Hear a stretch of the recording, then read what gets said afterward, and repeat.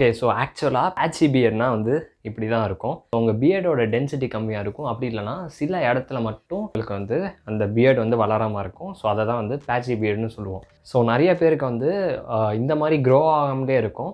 So அதெல்லாம் வந்து பேட்சி beard இல்லை. உங்களுக்கு வந்து இன்னும் க்ரோவே ஆக ஸ்டார்ட் ஆகலைன்னு அர்த்தம். சொல்லப்போனால் எனக்கே வந்து பேட்சி பியர்டு தான். நீங்கள் இங்கே பார்த்தாலே தெரியும்.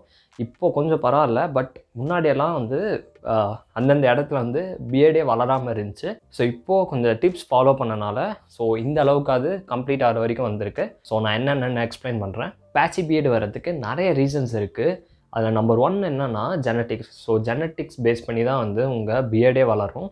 ஸோ அதனால் நம்ம அதை எதுவுமே பண்ண முடியாது. செகண்ட் வந்து உங்கள் ஏஜ். நீங்கள் வந்து லைக் 16, 17, 18 எந்த ஏஜில் வேணால் இருக்கலாம். பட் ஒருத்தவங்களுக்கும் ஒரு ஏஜ் பர்டிகுலர் ஏஜில் தான் வந்து பியர்டு வளரும். சில பேருக்கு 16லேயே நிறைய வளர்ந்துடலாம். சில பேருக்கு வந்து 22ல் தான் ஃபுல்லாக வளரும். ஸோ இந்த மாதிரி வந்து ஏஜ் டிஃப்ரென்ஷியேட் பண்ணியும் வந்து நமக்கு பியர்டு வரும். ஸோ அதனால் நீங்கள் கொஞ்சம் டைம் விடணும். ஏஜ் 18, 19லேயே சுத்தமாக பியர்டு வரலன்னு நினச்சிங்கன்னா ஜஸ்ட் வெயிட். கொஞ்சம் டைம் ஆகும். உங்கள் கரெக்டான ஏஜில் மட்டும்தான் வந்து அது க்ரோ ஆக ஸ்டார்ட் ஆகும். It depends on hormone. And third thing எதுனாலன்னு பார்த்தீங்கன்னா, ஸோ உங்களோட டெஸ்டோஸ்டரான் லெவல் வந்து கம்மியாக இருந்துச்சுனாலும் உங்களுக்கு பியர்டு வளராமல் இருக்கும். இந்த மாதிரி பேட்சி பியர்டு வரத்துக்கு சான்சஸ் இருக்குது. அண்ட் நம்பர் 4th ரீசன் பேட்சி பியர்டுக்கு பார்த்தீங்கன்னா, அந்த பர்டிகுலர் இடத்துல மட்டும் சில பேருக்கு வந்து சில இடத்துல மட்டும் வளராமல் இருக்கும் இல்லையா பியர்டு. இந்த இடத்துல இல்லை இந்த இடத்துல அந்த மாதிரி பர்டிகுலர் பிளேஸில் மட்டும் வளராமல் இருக்கும். அவங்களுக்குலாம் பார்த்தீங்கன்னா பிளட் ஃப்ளோ அந்த இடத்துல இல்லாதனால வளராமல் இருக்கும். ஸோ அதுவும் one of the reason.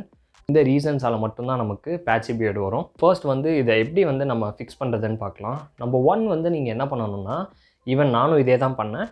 1 to 2 months வந்து உங்கள் பியர்டை ட்ரிம் பண்ணாமல் நீங்கள் வந்து ஃபுல்லாக வளர விட்டுறணும். நான் ஏன் சொல்கிறேன்னா, இந்த மிஸ்டேக்ஸ் நானே பண்ணியிருக்கேன். ஸோ எப்பப்போலாம் வந்து எனக்கு வந்து ஒரு மாதிரி பேட்சி பியர்டாக வர மாதிரி இருந்துச்சோ நான் என்ன பண்ணிடுவேன்னா எடுத்து ட்ரிம் பண்ணிடுவேன். ஸோ அதனால் என்ன ஆகும்னு பார்த்தீங்கன்னா, நம்ம நெக்ஸ்ட் டைம் வளர்கிறப்பையும் அது பேட்சியாக தான் இருக்கும் இல்லையா. ஸோ அதனால் லைக் ஒரு 1 to 2 months வந்து அதை ஃபுல்லாக வளர விட்டிங்கன்னா, ஸோ அதுக்கப்புறமா நீங்கள் வந்து பர்ஃபெக்டாக அதை ட்ரிம் பண்ணுறப்போ உங்களுக்கு பேட்சியாக இல்லாமல் இருக்கும். ஏன்னா நம்ம பியர்டில் வந்து பேட்சியாக இருக்கிற இடத்துல இன்னும் கொஞ்சம் டைம் ஆகும். பட் மித்த இடத்துலலாம் வந்து சீக்கிரமாக வளர்ந்துடும். ஸோ அதனால தான் வந்து அது கொஞ்சம் டைம் கொடுங்க அது வளர்கிற வரைக்கும். ஸோ அதுக்கப்புறமா நம்ம வந்து அதை ப்ராப்பராக அலைன் பண்ணுறாலே போதும். நமக்கு அவ்வளோ பேட்சியாக தெரியாது. நானும் இதே டெக்னிக் தான் ஃபாலோ பண்ணேன். ஒரு 1 to 2 months வந்து ஃபுல்லாக வளர விட்டேன். ஏன்னா எனக்கு பர்டிகுலர் இந்த இடத்துல அப்புறம் இந்த இடத்துல ஒரு பர்டிகுலர் இடத்துல மட்டும் வந்து பேட்சியாக இருந்துச்சு. ஸோ இப்போ கொஞ்சம் பரவாயில்ல. இப்போ பார்த்தீங்கன்னா அளவுக்கு இந்த இடம் கம்ப்ளீட் ஆகிற மாதிரி ஃபுல்லாக இருக்கும். செகண்ட் மெத்தட் என்னென்னு பார்த்தீங்கன்னா, ஆல்ரெடி சொன்னேன் இல்லையா, இந்த இடத்துல வந்து பர்டிகுலர் இடத்துல பிளட் ஃப்ளோ இல்லாமல் இருக்கும். ஸோ நம்ம என்ன பண்ணணும்னா, லைக் பியர்ட் காம்பு இருக்குது. காம்பு வச்சு நம்ம சீவிட்டே இருந்தோம்னா ஒரு ப்ராப்பர் பிளட் ஃப்ளோ கிடச்சதுக்கப்புறமா நமக்கு வந்து ஹேர் க்ரோ ஆக ஸ்டார்ட் ஆகும். லைக் நம்ம எக்ஸசைஸ் பண்ணலாம், ஃபேஷியல் மசாஜ் பண்ணலாம். ஸோ இந்த மாதிரி நம்ம ஃபேஸுக்கு பிளட் ஃப்ளோ போகிற மாதிரி என்னென்ன ஆக்டிவிட்டீஸ் இருக்கோ ஸோ அது எல்லாம் பண்ணாலே உங்களுக்கு மோஸ்ட்லி அந்த இடத்துல பிளட் ஃப்ளோ வர உங்களுக்கு ஹேர் க்ரோத்து இம்ப்ரூவ் ஆகும். ஸோ இந்த 2 மெத்தட் ஃபாலோ பண்ணாலே நமக்கு மோஸ்ட்லி வந்து பேட்சி பியர்டை ஈஸியாக ஃபிக்ஸ் பண்ண முடியும். ஸோ எனக்கு ஹேர் க்ரோ பண்ணுற அளவுக்குலாம் டைம் இல்லை ப்ரோ. பட் டக்குன்னு ஃபிக்ஸ் பண்ணணும் அப்படின்னு நினச்சிங்கன்னா ஸோ அதை கவரப் பண்ணுறதுக்கு ஒரு சில டிப்ஸ் சொல்கிறேன். ஸோ ஃபர்ஸ்ட் வந்து நம்ம என்ன பண்ணலான்னா, உங்கள் ஸ்கின்னோட ஒட்டுற மாதிரி பியர்டு வச்சுக்கோங்க. 1 mm இல்லை 1.5 mm அந்த ரேஞ்சில் மட்டும் உங்கள் பியர்டை வச்சுக்கோங்க.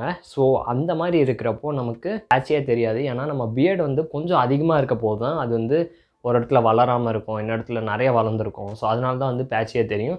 நீ இந்த மாதிரி ஸ்டெபிளாக வச்சுக்கிறப்போ உங்களுக்கு வந்து அவ்வளோவா பேட்சியாக இருக்காது. பார்க்கறதுக்கு ஓகே ஸ்டெபிள் லுக்கில் தான் இருக்கிற மாதிரியே தான் இருக்கும். ஸோ அது பேட்சியாக அவ்வளோவா தெரியாது.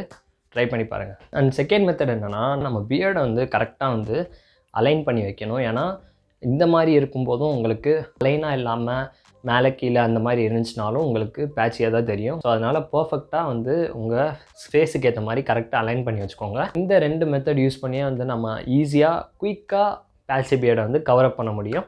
நீங்கள் பெர்மனண்ட்டாக வேணும்னா நீங்கள் வந்து அதை க்ரோ பண்ணி தான் ஆகணும். நானும் என்னோடய பியர்ட் க்ரோயிங் ப்ராசஸில் தான் இருக்கேன். நான் மறுபடியும் வந்து ஸ்டார்ட் பண்ணியிருக்கேன். ஒரு 90 days விட்டுட்டு அதுக்கப்புறம் வந்து ப்ராப்பராக ட்ரிம் பண்ணி அலைன் பண்ணி நான் உங்களுக்கு ரிசல்ட் காட்டுறேன். ஸோ உங்களுக்கு ஏதாவது பேட்சி பியர்டு இருக்குது, நீங்கள் அதை எப்படி ஓவர் கம் பண்ணீங்க, உங்களுக்கு ஏதாவது புதுசாக ஏதாவது டிப்ஸ் தெரிஞ்சுன்னா ஸோ மறக்காமல் கமெண்ட் பண்ணுங்கள்.